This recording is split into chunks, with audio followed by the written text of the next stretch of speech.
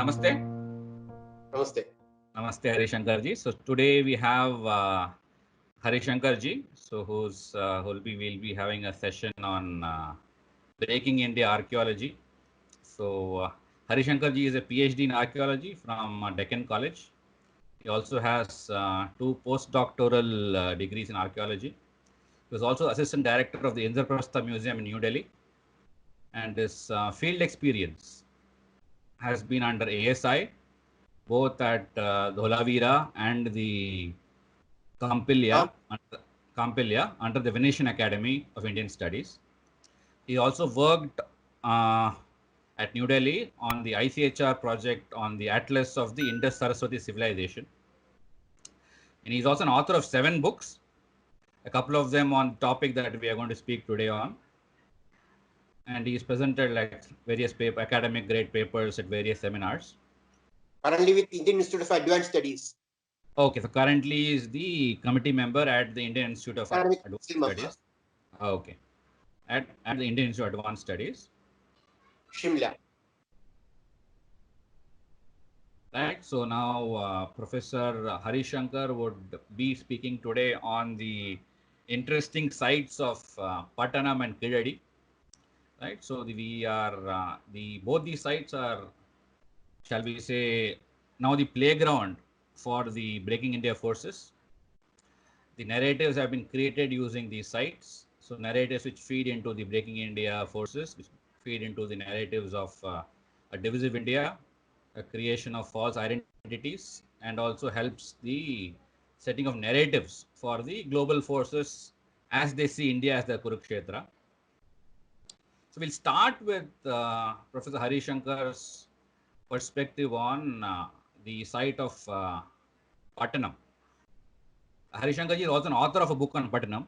So we'll initially discuss Pattanam, then we'll discuss the site of Keezhadi, then the actual narratives that go behind both of these sites, and how the overall archaeology battleground is used to create narratives, the arc of the narrative which is connecting these sites, and the overall north of the south divide, which is part of the whole Aryan theory, is being kept alive from the Dravidian side using archaeology. And then we'll discuss the actors in play, the different actors in play, both politically, in the government, and the usual suspects of the church and the leftists. And then we'll see what solutions are possible, if at all. Right. So please go ahead, Harishankar ji, and let's start with discussing Pattanam, a brief history of Pattanam for the layman audience, and exactly how the things have panned out in terms of the narrative that Pattanam actually is creating. So thank you to Rajiv Malhotra ji, and thank you to Infinity Foundation for this courtesy in welcoming me for a talk on this Keezhadi Pattanam projects, which is part of a larger agenda which invites global secessionist forces, international arms dealers, and NGOs to break India vertically and horizontally. So let's begin with Pattanam. In fact, Pattanam as an archaeological site was launched by the Kerala Council for Historical Research, which was a NGO and instituted by the CPM government of Kerala. It consisted of Marxist historians with Professor K.N. Panikkar, who retired from JNU. Professor Panikkar was the chairman of the KCHR, and the director was Dr. P.J. Cherian, who shifted from the Union Christian College at Alva. And it was part of a Museums Heritage Project. This Pattanam excavations was part of Museums Heritage Project to identify. Just for the audience, what is this Museums Heritage for the layman? Yeah. Museums is the ancient name of Kodunallur, situated in the lower Periyar basin in the current Ernakulam district. It is nearly 30 kilometers away from Kochi, situated in the Paravur Taluk, in the Paravur village of Ernakulam district. So the excavation started that time when I was doing my first postdoctoral in the University of Kerala. Really, I was excited that the ancient past of the West Coast, especially in the lower Periyar Basin, where I was doing my concentrating my postdoctoral, was also getting unearthed. So until I submitted my postdoctoral thesis, there was no problem with the excavated site. Which year was this? 2006. 2006. Okay. The same year, 2005, 2006, the KCHR arranged in collusion with the Liturgical Research Center of Kerala. The Liturgical Research Center of Kerala is under the Catholic Church.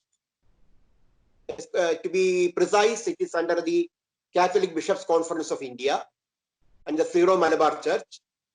And they arranged a seminar in which two papers were presented by the KCHR people, highlighting the importance of Pattanam, its relation with West Asia, and also as a place, a sacred place where Apostle Thomas landed in India.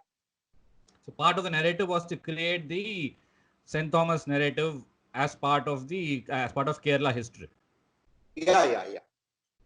So I was surprised because I can't even imagine that a Marxist group of historians can pursue the path of Apostle Thomas. Others can pursue, but what about Marxist historians who swear by atheism, secularism, and pluralism? So we can't imagine. So I went through the brochure of the KCHR on Museum's Heritage Project, and I was surprised to find that the Museum's Heritage Project and Pattanam excavations has been blessed, solemnized by Professor Romila Thapar, 1. 2, Professor Istvan Purcell from the Central European University in Budapest. Okay. Professor Istvan Purcell is an expert in medieval Christianity. And he was invited in by KCHR to give lectures on the importance of Apostle Thomas, early Christianity, and West Indian coast, the west coast of India, and the importance of languages, West Asian languages, and its influence in Kerala and India.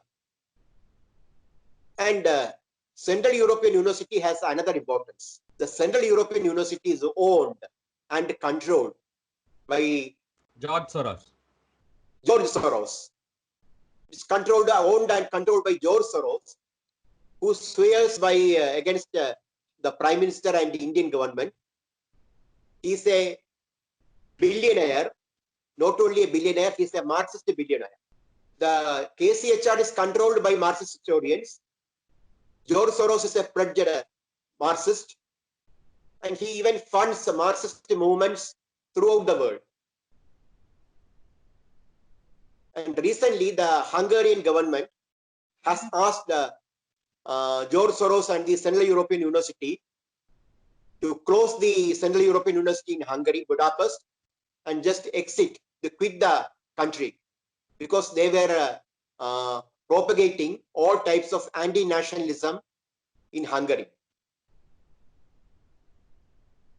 And Professor Istvan Purcell has been awarded fellowship by the Higher Education Council of Kerala government. So he is associated with the KCHR project in this way.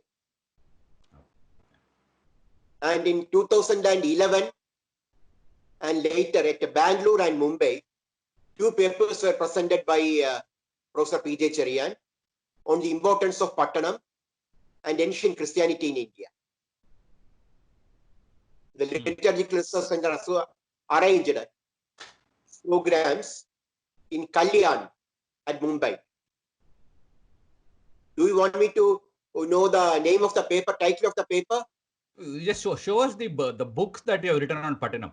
That would be interesting for our audience. I have written on Pattanam. Pattanam, Constructs, Contexts and Interventions. And P.J. Cherian presented the paper at Kalyan on 2011.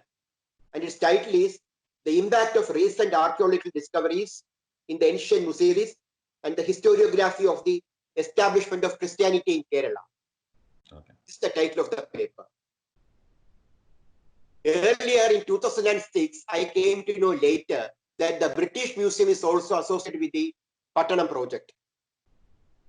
And in accordance with the alliance of the British Museum, one expert, Professor Roberta Tomber, is also associated with Pattanam.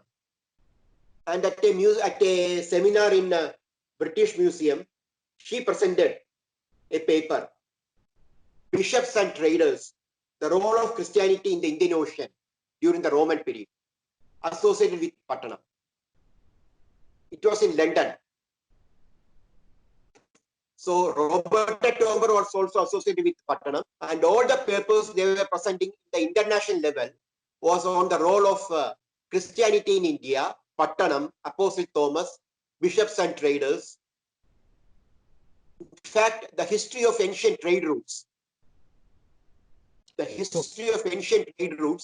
especially maritime trade, they emphasized on this aspect, the maritime trade from early period, from the pre-Roman period to the Roman period, and its impact on India, especially Kerala, with reference to Christianity.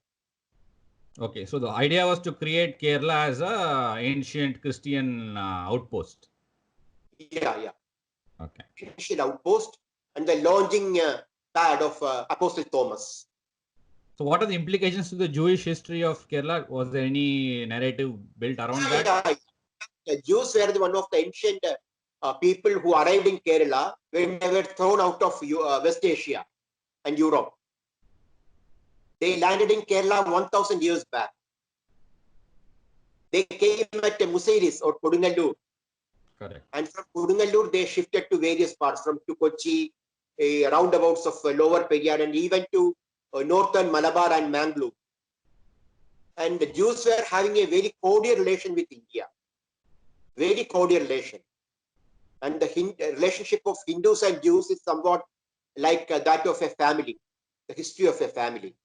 The Jews had their own culture, their own religion, their own rituals, but they never kept away from our society and civilization.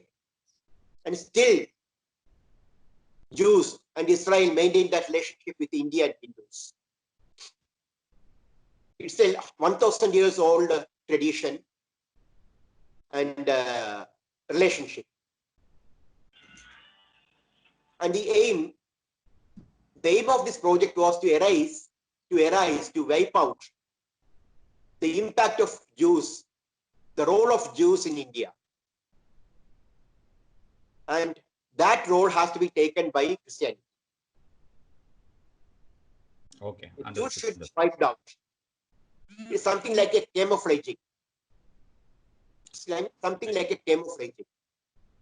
So how does now the narrative of KCHR and the Syro-Malabar Church and the global Christian forces is to create a let's say an ancient Christian narrative for Kerala, right? For So this was Kerala, India. for Kerala for southern India. Let's put it for southern India and India also. In fact, when the KCHR invited our former president Pranab Mukherjee to inaugurate a exhibition of Pattanam artifacts, he declined. Outrightly, he declined to attend the program. And they even tried to invite our Prime Minister Narendra Modi ji also to inaugurate a program associated with this Pattanam, Musairis, this, that, and all. And he also declined. So the Prime Minister and the President of India declined to attend or to get interacted related with this KCHR code, because they knew that something fishy was going on. So KCHR is fully funded by the state government of Kerala, correct? Yeah. And we have to see Keezhadi excavations in this aspect, because Pattanam excavations had a director. It was Professor P.J. Cherian. Just two co-directors. One, Professor K. Rajan of the Central University of Pondicherry Central University, and Dr. Shelva Kumar. He is also in this university. And these Shelva Kumar and K. Rajan are associated with Keezhadi also. Formerly, they were co-directors of Pattanam excavations. These people, and Pattanam has now been blacklisted. I would like to show how Professor Dilip Chakrabarti, in his recent book, Nation First, has said there is a Christian lobby working for Pattanam. And neither K.N. Panikar or the people associated with Pattanam, they have replied to him. They have not dared to counter him, because this book has gone in international market. And you know the status of Professor Dilip Chakrabarti as an archaeologist and an academician throughout the world. And Keezhadi excavation started, when Keezhadi excavation started, the director of Keezhadi excavations was Amarnath Ramakrishna. And Amarnath Ramakrishna has a curious relationship with Pattanam. When complaints were filed on Pattanam to the Archaeological Survey of India, it appointed a committee, inquiry committee, to look after what's going on at Pattanam. And the head of this committee was Amarnath Ramakrishna. And I suppose, probably he gave a clean chit to Pattanam. He salvaged Pattanam. He salvaged Pattanam. And as a reward, he was given charge of Keezhadi. So who has given the reward? The central government. We can't say the central government, but there is a lobby inside. There is an advisory committee inside the ASI. There is an which is again run by which is again part of the central government, right? Which is run by the bureaucrats. The Ministry of Culture. Ministry of Culture. So Ministry of Culture has rewarded the Pattanam chief by giving him control of the Keezhadi. Keezhadi as a reward. And so Amarnath knew what's the relationship between Keezhadi and Pattanam. And he excavated. So according to you, the Ministry of Culture is part of the Breaking India forces. Yeah. The Archaeological Survey of India is under the Ministry of Culture. And I feel that the Ministry of Culture is not aware of what is going on in the ASI. The Ministry of Culture is not aware of what is going on in the ASI. Because it's a racket of these officials. Okay. So now a bit of background on Keezhadi, the actual location and the narrative that's being built around it. And in Madurai, the present Madurai district. You also have written a book on Keezhadi, right? Yeah, I have also written a book on Keezhadi. In fact, when Keezhadi was getting excavated, an article appeared in a Hindu newspaper. That article was written by a media person. He's Tony Joseph. Okay. Well-known Tony Joseph. Pardon? The well-known Tony Joseph. Well-known Tony Joseph. He's a media person. He's a media expert. He wrote a article, two-part article on the migration of Aryans from Central Asia to Harappan sites, and from Harappan sites to Keezhadi. Not Keezhadi, he didn't say Keezhadi, to other parts of India, South India, Central India, and other parts. So it was, you can see the correlation. Correct. You can see the correlation between Tony Joseph, P.J. Cherian, and there is one more personality who was there that we came to know later. That's the Father Gaspar Raj. Father Gaspar Raj, he visited Keezhadi in 2016, September 2016, along with, he represents an organization, an NGO, Tamil Mayam, and visited Keezhadi along with his advocate, Kanimozhi Mati. And after a talk with Amarnath Ramakrishna, they filed a public interest litigation in Madurai High Court, requesting the High Court that the excavated materials from Keezhadi should not be allowed to be taken out by the ASI. In fact, whatever has been excavated and unearthed from Keezhadi, it should be kept in Madurai. It should not be taken to the laboratories and research centers of ASI for any examination. In other words, there should not be any examination of the cultural material from Keezhadi. So we inquire into the whereabouts of Gaspar Raj, whether he is a simple saint or he has other connections. Then we came to know that he is a searched after person by the Federal Bureau of Investigation, because he is an international arms dealer of the LTTE, and the FBI, Federal Bureau of Investigation, has accused him. Not only Gaspar Raj, there is a group of persons with him, Nachimuthu, Socrates, Nulu, and others, who have been accused for trying to bribe the FBI officials to erase the name of LTTE from the criminal records of the FBI. So what are the role of some of these players are actually mentioned in Rajiv Ji's book Breaking India. So what is the role of these Tamil organizations in North America? So are they also involved in this? That I shall tell you. When the excavations were progressing in Keezhadi, an organization in America, that is the FETNA, Federation of Tamils in North America, they arranged a meeting for a seminar on Keezhadi. The title of the seminar, the theme of the seminar was Keezhadi, the birthplace of Tamils. And they invited Amarnath Ramakrishna to give a lecture. But the ASI prevented Amarnath Ramakrishna from attending the FETNA lecture, because the FETNA is an accused organization having links with LTT. So Amarnath Ramakrishna could not attend it. And there is another curious relationship of FETNA with Indian archaeology. You know the notorious California book controversy. Correct. Regarding this agitation. Correct. FETNA was one of the organizations which joined that controversy, demanding that Aryan invasion should be added in the textbooks, because it's a fact. Aryans are a race, Dravidians are a race.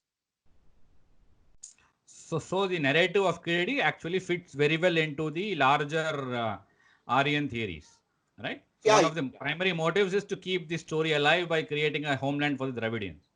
And it also sort of fits into the narrative of contemporary Tamil Nadu politics. Yeah. Can you show us the cover of the book? Yeah, this is the cover of the book. Wonderful. And it got a good response. And I am surprised that this Keezhadi group and the associated politicians, they are unable to counter this book. Because these are not simple allegations. There can be difference of opinion regarding a site. There can be difference of opinion regarding the narrative style. But never can, in the history of the world or India, notorious international arms leaders can get involved in the archaeology of a site, upholding racial paradigms. There are many trajectories. There are many trajectories for Keezhadi excavations. This is the reason. This is the fundamental issue. Yeah. So the question is now the larger narrative of Keezhadi, right? So now that it is part of the political narrative of contemporary politics and also part of the theme of the Breaking India forces. So now, what do you think that the not just the public but also the government, if it's possible for them to sort of even intervene in positive ways, right? Given the fact that you have, go ahead. When Keezhadi excavations were progressing, the government of Tamil Nadu stood in the assembly that we have unearthed a very good archaeological culture which shall add credit to the history of India. But the Tamil Nadu MP MLA, what is his name? CPI MLA. He told it has nothing to do with India. Keezhadi has nothing to do with India, because India came 70 years back. Keezhadi is a separate civilization.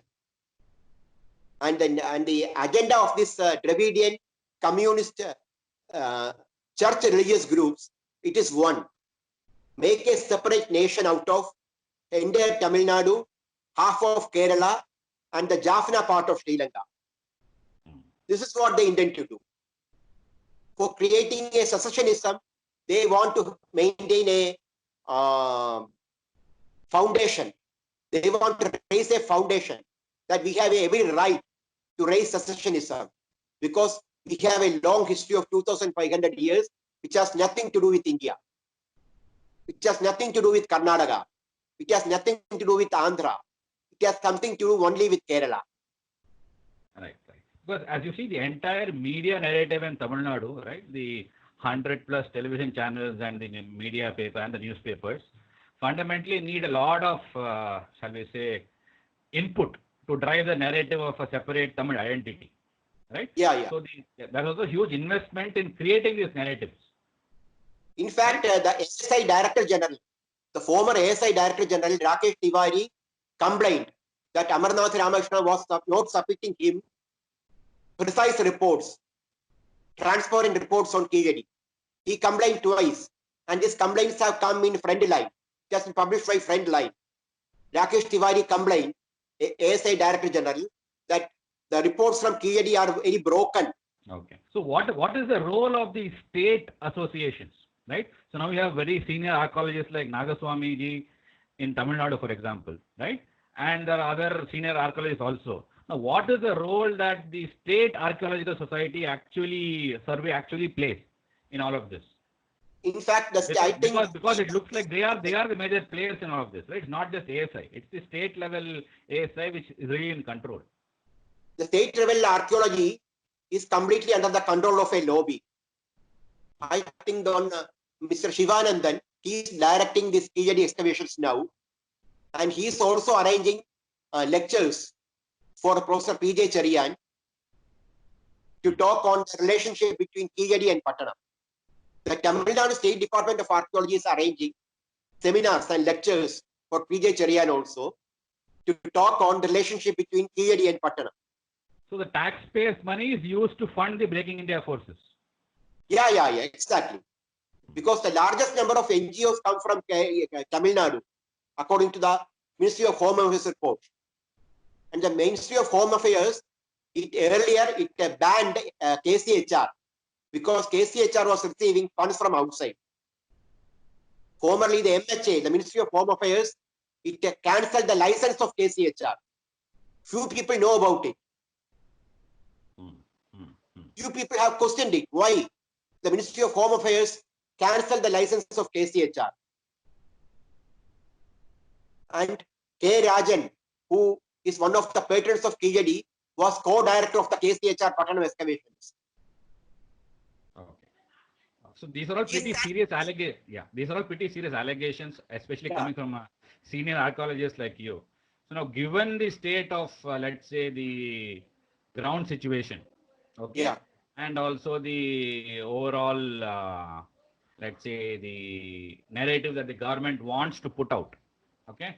So what do you think, or rather, how should the central government prioritize these issues? Right, because yes, the entire northern Indian focus is not on these, but these are actually very serious issues which are sort of very separatist, right? So how is it that, what is being raised at Keezhadi is the issue of race, the Dravidian race, the Aryan race. And we know the United Nations has banned race, the theory of race. We cannot put race anymore, either in archaeology or in anthropology. And when Keezhadi excavation started progressing, a book was brought out in Tamil Nadu. It was titled The Journey of a Civilization from Indus to Vaigai, authored by Mr. Balakrishnan, and the book was forwarded by P.J. Cherian, excavator of Pattanam. And the review of the book came in Hindu. The review was made by Tony Joseph. See the links. The racial issue comes as a book. It is forwarded by the Pattanam Excavations Director, and its review comes in Hindu by Tony Joseph, who argues for this migration of Aryans from Central Asia to India, the journey of a civilization. Yeah. Nice, interesting. So nice. So we had a very interesting talk on the situation of how archaeology is being used, right, as part of the Breaking India narratives, right? So the tentacles of the forces are really deep. So you have the state government involved, you have the state government archaeological survey of India involved, you have the media deeply involved, you have the church involved, you have the Marxist lobby involved, you also have the global Breaking India funding forces involved, Yeah, right? And then they are able to, shall we say, interfere and also subvert the whole knowledge production process, right? Even something very fundamental like, yeah, it's a huge right? network. And then you have private organizations getting access to artifacts, getting access to interpreting the research done by archaeology, right? Yeah, And then you have, right? So these things are very, very serious issues, yeah, right? And it feeds into the overall divisive narratives coming out of Tamil Nadu, right? So these are very, very serious issues, and we hope that this is first of a few talks that we will be focusing on to sort of raise awareness on these very deep, serious issues. So thank you, Harishankarji, once again. So hopefully thank you we'll very have a much. few more sessions. Yeah, Thank thanks you a lot. to Inchi Foundation. Thank you Yeah, very much. Aman.